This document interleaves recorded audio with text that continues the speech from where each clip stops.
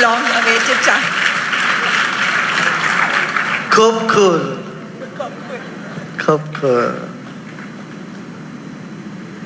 Reverend monks on the stage, and Indian High Commissioner, Deputy High Commissioner, and all the wonderful people here. You know what I'm going to say is very simple, just one sentence. Guess what that could be? Clarity in mind, purity in heart, sincerity in action.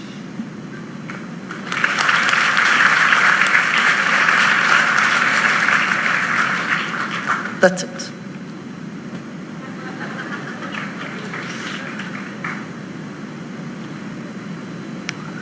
Wrapping paper around it, isn't it? The wrapping paper. It's nicely decorated, wrapped. Like that in life, formality is a wrapping paper, decorated, wrapped. Like that in life, formality is a wrapping paper. But the real substance is inside that. Life is a gift to us, but we are just stuck with the wrapping paper. We are not even opening it and going inside. And spirituality is going beyond the wrapping paper. Similarly, in every program, there is little formality. And spiritual program, the formality we have to surpass and go and be informal. Do you all feel at home here now? Everyone there in the back? Do you all feel at home? See, to discuss something very dear to us, formal atmosphere is not congenial. If I give a formal talk, I'm sure half of you will yawn and rest half will mentally take a trip somewhere. I don't want to lose any of you here being seated and your mind going somewhere else. So for that we need to be informal. Are you all here? Everybody? Now? Now?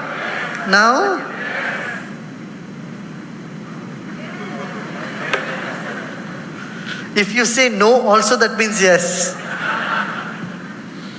You know, when you say, are you here? And if you say no, sometimes words do not have the same meaning all the time. You need translation? Yeah, if you want, we can do that. How many of you need translation? You ask them. How many of you need translation in Thai language? No, that you have to ask in Thai.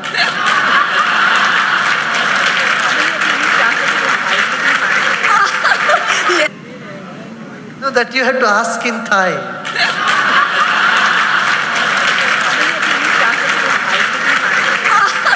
Yes.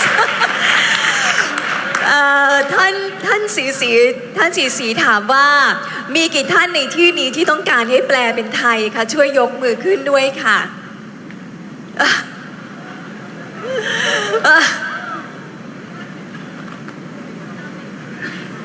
Just a few. Can you have someone next to you translate to you? Ask them that. เพราะฉะนั้นนะคะ You can tell them in Thai. โอเคเพราะว่าเพื่อจะให้คำสอนของท่านสีนะคะเป็นไปโดยราบรื่นไม่ติดขัดไม่หยุดชะงักนะคะท่านที่ไม่ต้องการแปลภาษาไทยนะคะช่วยคนข้างๆของท่านแปลให้ฟังแทนนะคะ How many of you can understand English here? Now this is a question you can ask. Okay, then someone has to translate to Honorable Bhikkhu.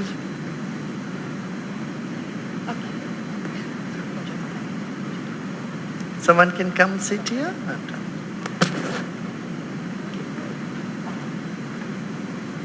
I think he understands English. We were conversing in English. So do you all feel at home? Now why not we do a small exercise? Can you turn to people around you, next to you, in front of you, and just greet them? Say them, I belong to you, or greet them. Let's do it.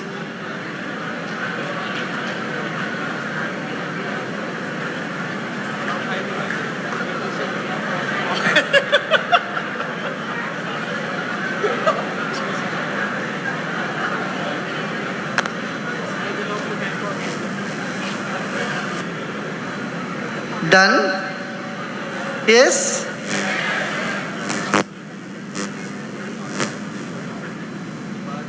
No, I want to ask you a question. Did you really do it? Did you really do it? Or you did it as a formality? You have to ask yourself. You know, spirituality is asking yourself all the time, what am I doing? What do I want? Am I on the right path? What am I up to? What I am doing and why I am doing what I am doing? These questions, intriguing questions, that wakes our intellect up. That wakes up our intellect.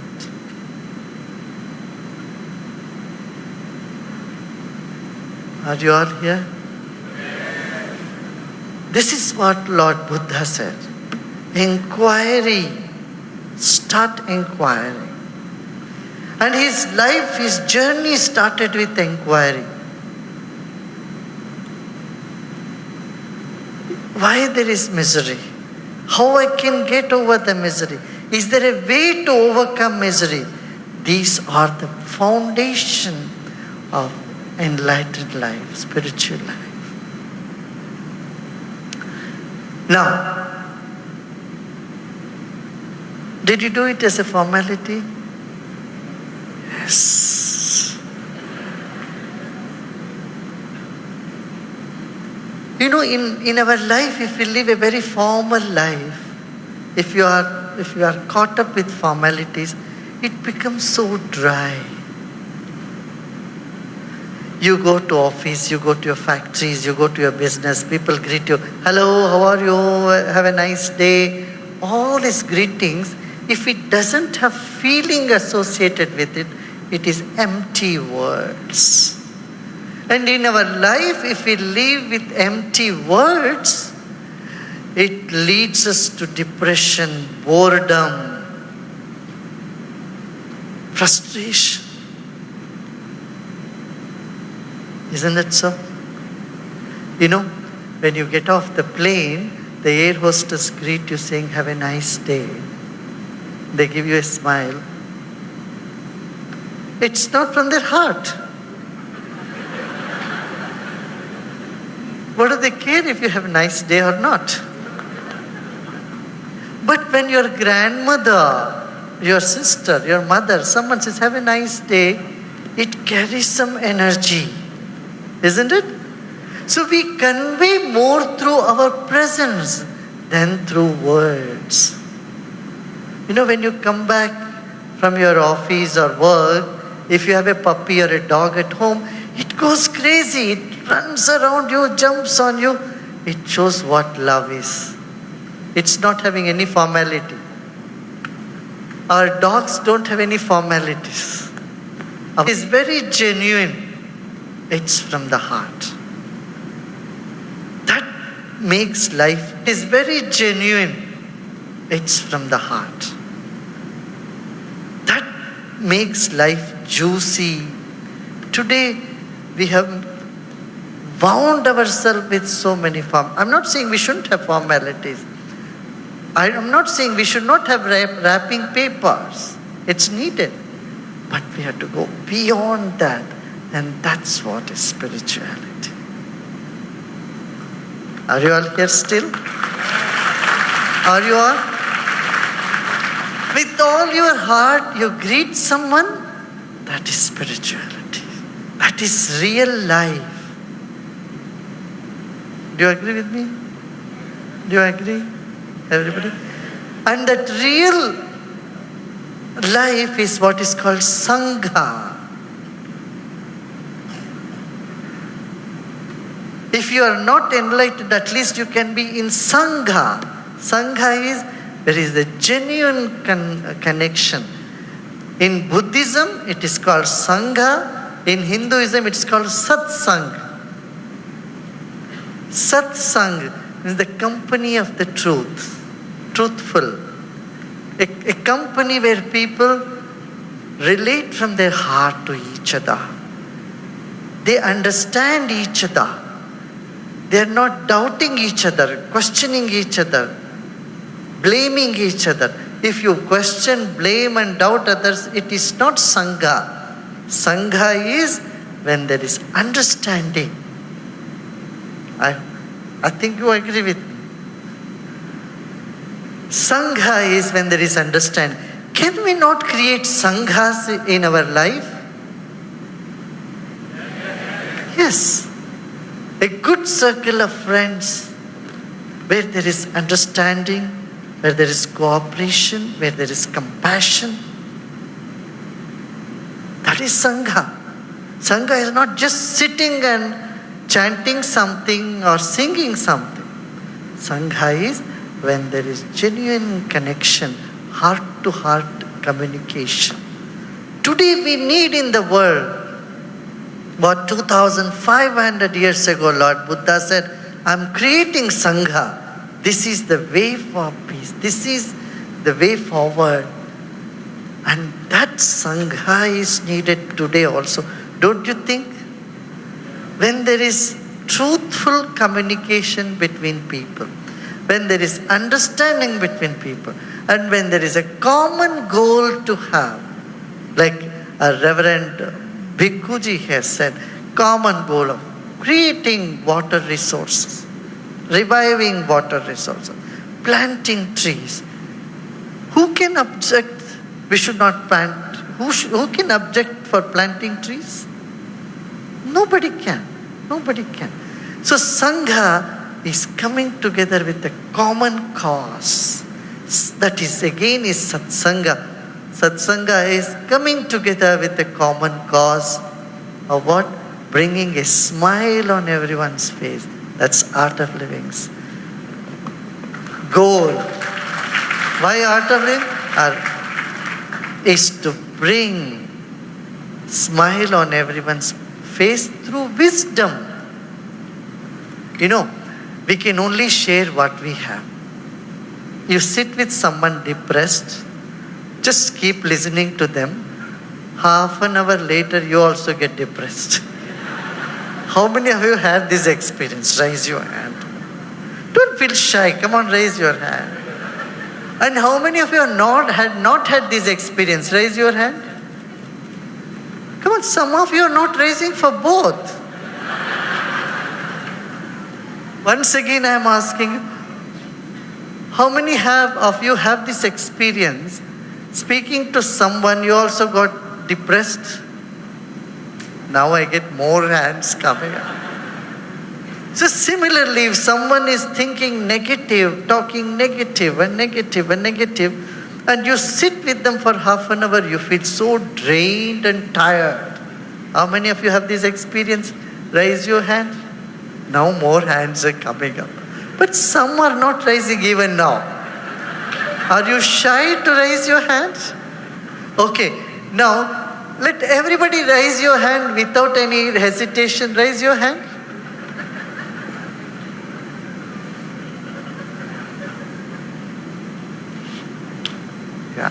This is Sangha. It was informal. What? They're so informal. You don't mind what others think about you.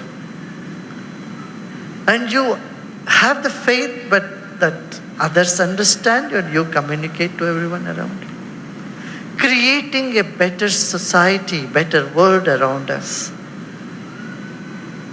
is what the Sangha is all about. Why Sangha? Because it is in our nature, that is Dharma, that is Dhamma. In Hinduism we call it Dharma, Swadharma. In Buddhism, it is called Dhamma. So the three principles, Buddham Sharanam Gacchami, Sangham Sharanam Gacchami, Dhammam Sharanam Gacchami. The three principles in India we have said as the Guru, Sadguru. The Guru principle, the Guru, Satsang and Swadharma. Guru, Satsang and Swadharma. Be in your nature. See, we can't be genuine if you are not in our nature. Right? Can you be genuine acting out? No. So your true nature, what is your true nature? Finding this is the path of enlightenment, is path of sadhana. That is what is all practice is all about. Meditation. You know, you can only give what you have to others, right? Someone who is wealthy, he shares the wealth. Someone who is intelligent shares his thought. Someone who is free can bring freedom to others. Someone who has compassion can share compassion. Right? Isn't it? And someone who has meditation can share meditation with everybody. Huh? So I only have meditation to share with you.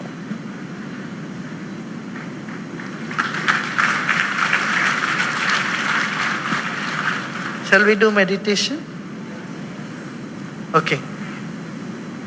How many of you think meditation is concentration? No.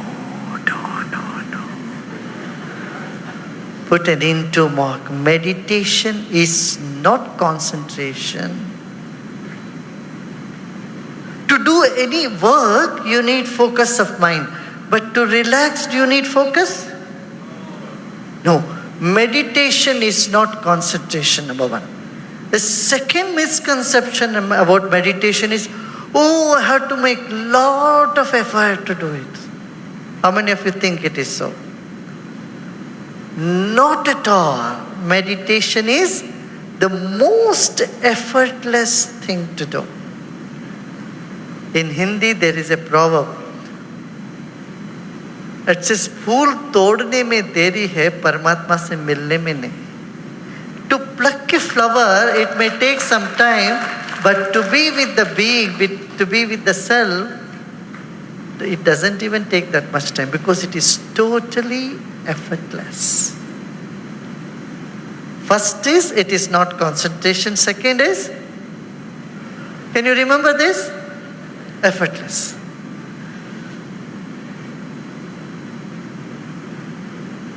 You saw such graceful dance movement now, right? The dance was so beautiful. You know what is dance? A movement stretched is dance.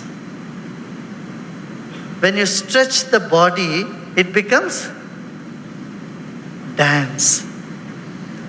Stretch in graceful manner, you call it dance.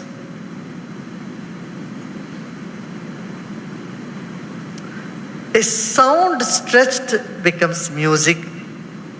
Now I say, but I stretch it, it became music, right? Movement stretched is dance, sound stretched is music, mind stretched is meditation.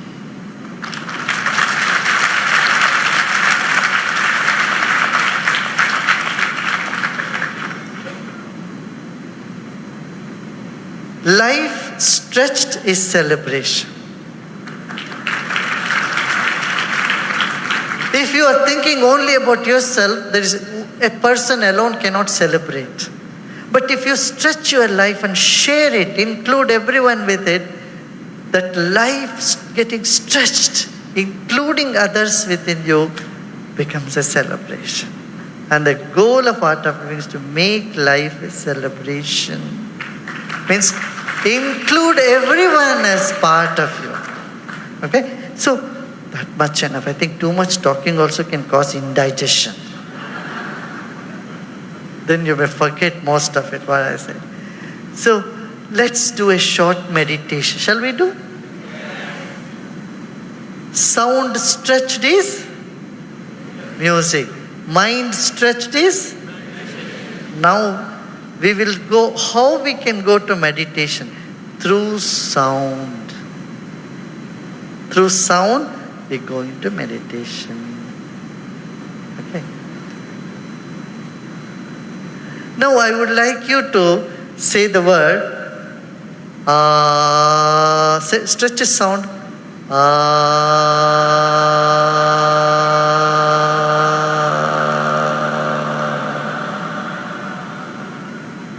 How long can you say it?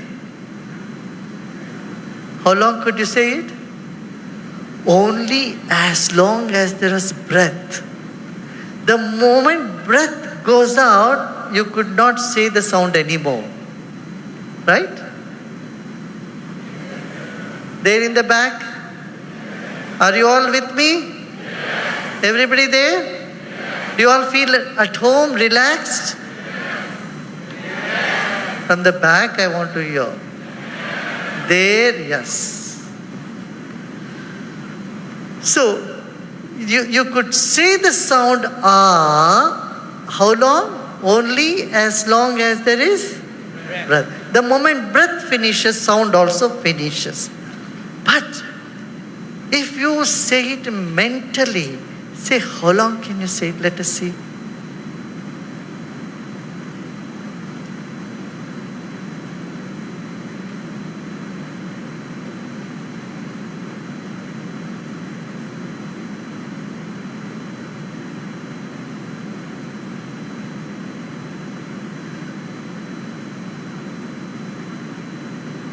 How long can you say it?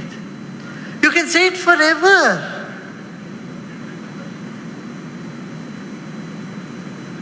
You keep breathing in and out. It's not connected with the breath. The sound can go forever.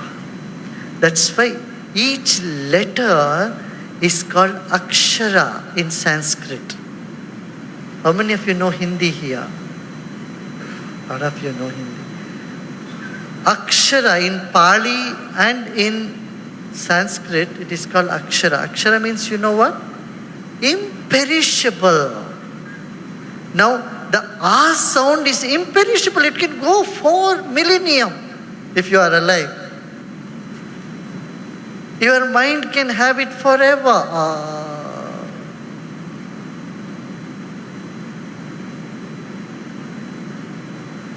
A whole lifetime can go with one letter.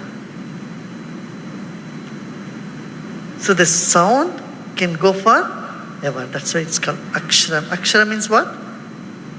Imperishable. Sound is imperishable. And sound leads you to a space that is imperishable. That is meditation.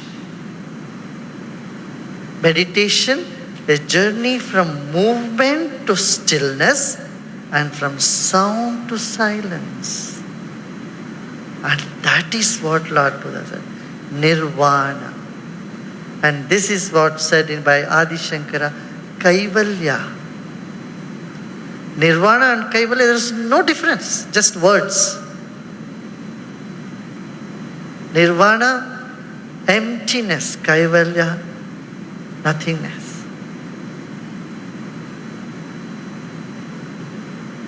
And I want Guru Prasad. Same thing, same. Nanak Dev said this as Ik Onkar Satnam, Akal Purush, Ajuni Saiba. Guru Prasad. Same thing, same. Ik Onkar, the one word. Oh. That is the source, Kartapura, from which everything has come. The source from which everything has come. If you want to give that one name, that's Om.